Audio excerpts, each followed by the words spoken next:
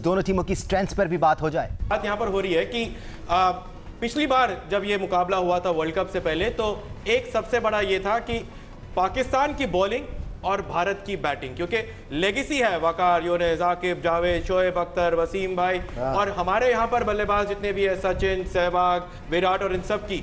लेकिन पहली बार ऐसा लग रहा है कि पाकिस्तान के पास तो सिर्फ 2 ही बल्लेबाज हैं, इंडिया के पास इतने सारे बल्लेबाज हैं कपिल पाजी, इंजी भाई, कि अब ऐसा लग रहा है कि जिसका बल्ला चलेगा वो जीतेगा। और फिलहाल भारत का पलड़ा बहुत ज्यादा भारी लग रहा है, क्योंकि खुद पाकिस्तान के लोग ये मान रहे हैं कि भारत की बैटिंग हम चाहते हैं कि आपका ये ओवर कॉन्फिडेंस बरकरार रहे, क्योंकि वर्ल्ड T20 से भी यही पहले ओवर कॉन्फिडेंस हमें नजर आ रहा था। हमने आपको याद दिलाया था मोहम्मद रिजवान, क्योंकि उस वक्त सिर्फ बाबर आजम की बात हो रही थी और इंडिया में ये बात चल रही थी कि सिर्फ बाबर आजम ही है। तो अभी भी सर इफ्तिखार है बीच में, शादाब खान बड़ी तीखी बैटिंग करते हैं, खुशदिल शाह का ऑप्शन हमारे पास मौजूद है, फखर जमान का नाम आप भूल गए, जो कि तने तना जिस तरह रोहित मैच ले जाते हैं उस तरह फखर जमान भी मैच ले जाते हैं। कि आपका ये सुनहरा ख्वाब ना टूटे, और वो जो एक गुब्बारा आप हाथ में लेकर बैठे हुए हैं ना, वो जो एक गुब्बारा आप हाथ में लेकर बैठे हुए हैं ना, दानिश भाई, बात ना ही करें तो बेहतर। ये गुब्बारा हाथ में नहीं है, ये हॉट एयर बलून है जिसको हम आसमान में उड़ाने वाले हैं।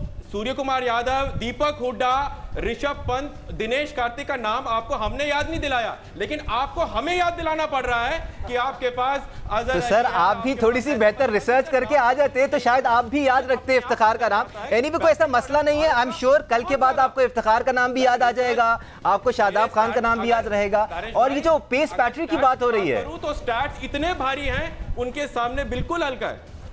बिल्कुल, पिछले वर्ल्ड T20 से पहले स्टैट्स बहुत भारी थे सर आपके, बहुत ज्यादा भारी स्टैट्स, इतने भारी स्टैट्स थे कि पूरी भारतीय टीम से स्टैट्स उठाए नहीं जा रहे थे। उतना अच्छा बल्ले पे आता है मारने को। चलिए let's bring some sanity into this discussion. Kamri ji, ये जो यंग पेस बैटरी की बात हो रही है, हम आपने खुद फखर जमान का नाम नहीं लिया है। एक खिलाड़ी है फखर जमान, सर 2 दफा लिया, आपको याद है? आप उनका नाम नहीं ले रहे हैं, सबके नाम ले लिया, हमारे नाम ले लिए। नहीं, हमने फखर जमान का भी नाम लिया सर।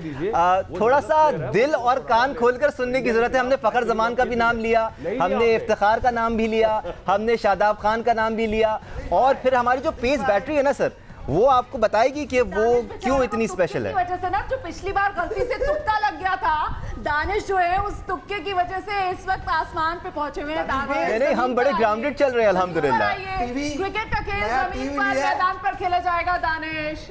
ठीक है आकिब भाई, ये जो पेस बैटरी की बात हो रही है, पाकिस्तान की पेस बैटरी को काफी अंडर एस्टिमेट किया जा रहा है। हम नसीम शाह, हारिस रऊफ और उसके साथ साथ हमारे जो तीसरे ऑप्शंस हैं, मोहम्मद हसनैन का हमारे पास ऑप्शन है और शाहनवाज दहानी का ऑप्शन है। ये खासतौर पे आप लोगों के लिए कर रहा हूं मैं आकिब भाई से सवाल, क्योंकि हारिस रऊफ आकिब भाई की प्रोडक्ट है, नसीम शाह को हमने टेस्ट में मांझकर अब हम उनको T20 में ले आए हैं, हमारे पास दहानी भी है। अभी देखिए, अगर आप बॉलिंग को, हालांकि शाहीन के बगैर भी और बुमराह के बगैर, अगर कंपैरिजन करें तो पाकिस्तान की जो बॉलिंग है जी, उसमें ज्यादा स्किल्स हैं, पेस ज्यादा है, और अभी नसीम शाह को अभी किसी ने देखा नहीं है जी।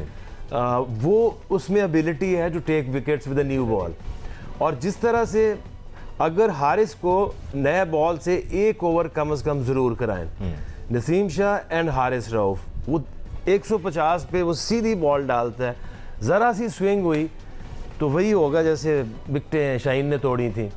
तो ऊपर से देखिए 2 विकेटें गिरी तो विराट इन, और Virat is all over the place. एक तरफ तो आपके पास ऑप्शन नहीं है, ऊपर से हमारे पास 150 kph कराने वाला एक और लड़का मौजूद है, हसनैन। हमें समझ में नहीं आ रहा कि किसकी जगह उसको खिलाएं, इतना टैलेंट मौजूद है। सिकंदर भाई, दिक्कत तो ये है ना कि पाकिस्तान की तरफ से तो खुद ही हथियार डाल दिए गए हैं। सिकंदर भाई, शाहीन अफरीदी खेल नहीं रहे हैं, पाकिस्तान तो खुद ही हिला पड़ा हुआ है इस चक्कर में। आप ही क्या के खिलाड़ी जो हैं वो कह रहे हैं साहब देखिए शाहीन अफरीदी नहीं है, मलाल तो वही कर रहे हैं सर। उन्हीं लोगों को भरोसा नहीं है इस बाकी पेस बैटरी पर, जिसको लेकर ढोल पीट रहे हैं यहाँ पर दानिश।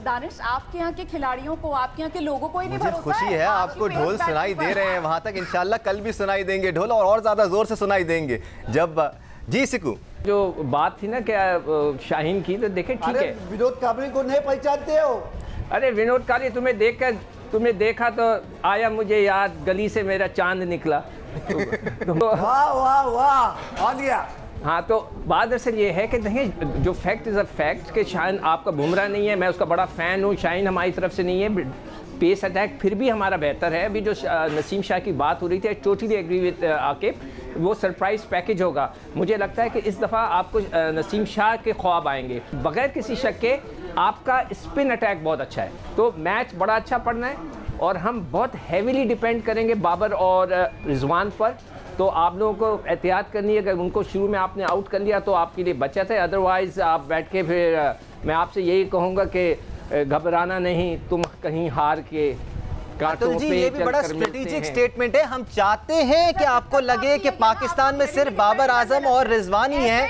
हम चाहते हैं कि आप सोचें कि पाकिस्तान में आपको सिर्फ इन दोनों का ख्याल रखना है। फर्क नहीं कर पाते हैं। अब इसी तरीके से आप लोग हेवीली डिपेंड जो है वो बाबर और रिजवान, यही तो कह रहे हैं हम चाहते हैं कि आपको ये गलत फहमी रहे। कोई दिक्कत नहीं है सर, ये बड़ा स्ट्रेटेजिक स्टेटमेंट है अतुल वसान जी, ये हमारा आपके लिए कि हम हेवीली डिपेंड कर रहे हैं बाबर और रिजवान पे।